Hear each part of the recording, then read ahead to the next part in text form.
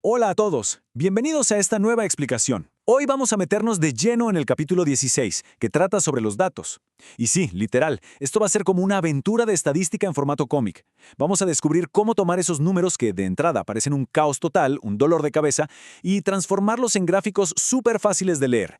Así que, arranquemos de una vez. Bueno, para entender por qué necesitamos organizar la información, imagínense esto, una típica escena en el patio de la escuela a la hora del recreo. Es un torbellino, ¿verdad? Niños corriendo por todos lados, saltando, jugando. Ahora, traten de llevar un registro mental de cuántas rodillas raspadas o pequeños incidentes pasan en un mes. O sea, imposible. ¿Cómo hacemos para mantener el control de todo ese desastre sin volvernos locos? Es que un simple juego de cuerdas en el patio irradia una energía tremenda. Pero seamos sinceros, también viene con el peligro inminente de un tropezón.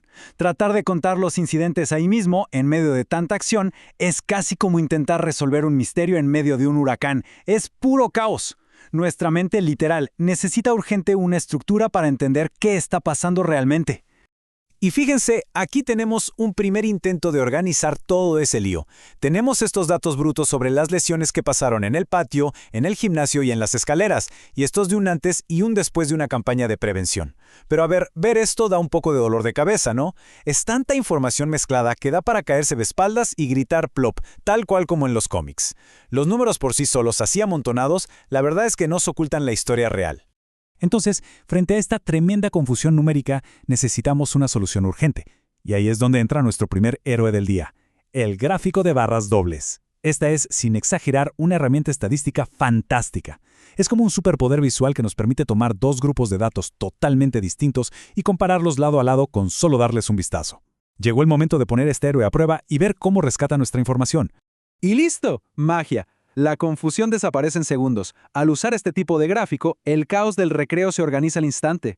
Fíjense muy bien cómo las barras correspondientes al antes son muchísimo más altas, especialmente en el gimnasio, donde los números se disparan a 11 lesiones. Pero luego, al mirar justo al ladito de las barras del después, se nota una caída drástica en las cifras. O sea, la comparación es súper directa y clarísima.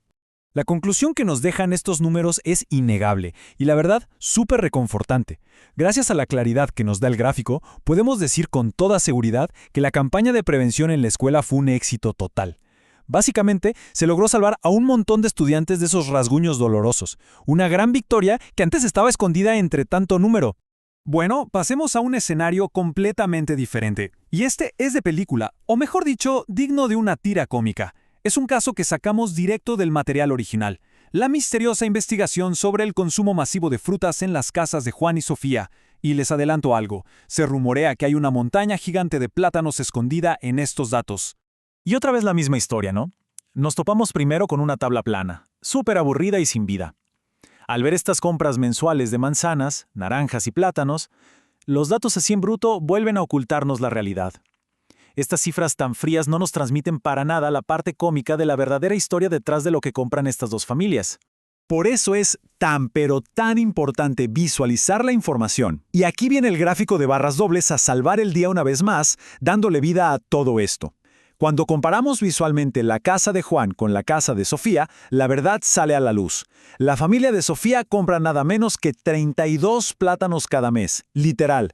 Esa barra se dispara hasta el techo dejando atrás a cualquier otra fruta. No hay manera de no ver esa enorme diferencia. Ok, ahora hagamos un pequeño cambio de enfoque.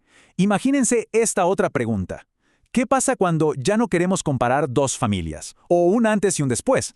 ¿Qué hacemos si lo que necesitamos es entender cómo un solo grupo enorme se divide en partes más pequeñas? ¿Cómo graficamos eso? Para esa misión en específico, les presento a nuestro segundo héroe del día, el gráfico circular. O el gráfico de pastel, como le dicen algunos. La idea es súper intuitiva. Es un gráfico donde cada sector o rebanada nos muestra el porcentaje de una categoría sobre el gran total del 100%. Es literalmente como cortar una pizza. La rebanada más grande siempre, pero siempre, se la lleva el porcentaje mayor. Vamos a poner a prueba a este nuevo héroe con un misterio bastante interesante.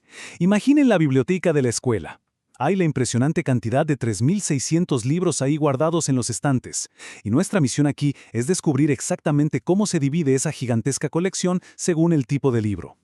¡Y ¡bam! El gráfico circular nos resuelve el misterio en un instante. Con solo ver las proporciones, nos damos cuenta de inmediato que los cuentos dominan por completo la biblioteca. Se llevan una tajada enorme del 40% del pastel. Ahí nomás le siguen las novelas con un 30%. Y fíjense, sin hacer ni un solo cálculo mental difícil, ya entendemos perfectamente cómo se distribuyen esos 3.600 libros solo con ver formas y colores. Ahora hablemos de Sammy. Él es un personaje muy curioso de nuestro material. Y claro, al ver lo súper útiles que son estos gráficos en el día a día, se hace la pregunta del millón, la que todos deberíamos hacernos. Bueno, ¿y cuál es el secreto para construir una de estas bellezas desde cero? Porque sí, entenderlos está genial, pero saber diseñarlos, eso es clave. Entonces, desarmemos esto paso a paso como en los cómics. Paso 1. Lo primero siempre es sumar todos los datos que tenemos para encontrar nuestro total absoluto. Paso 2. Agarramos ese total y calculamos qué porcentaje exacto representa cada grupo.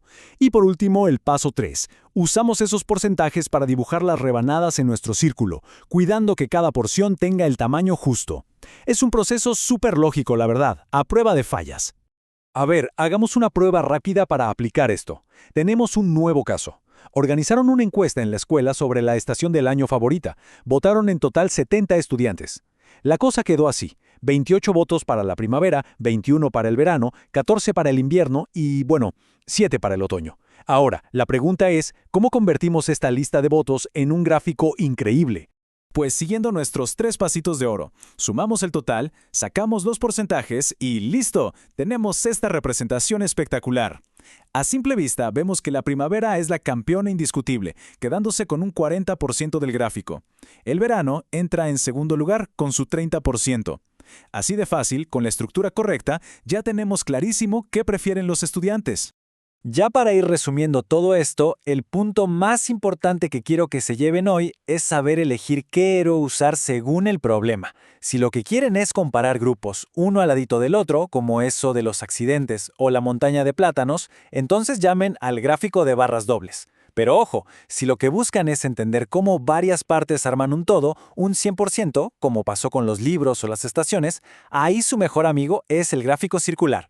Y bueno, para cerrar esta explicación, les dejo una pequeña pregunta para que se queden pensando.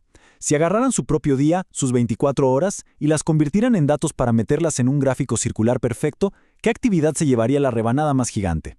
¿Dormir? ¿Estudiar? ¿O tal vez perder el tiempo en Internet? Al final del día, nuestra vida es un montón de datos súper interesantes esperando a ser graficados. Así que sigan buscando esas historias que se esconden detrás de los números. Nos vemos en la próxima.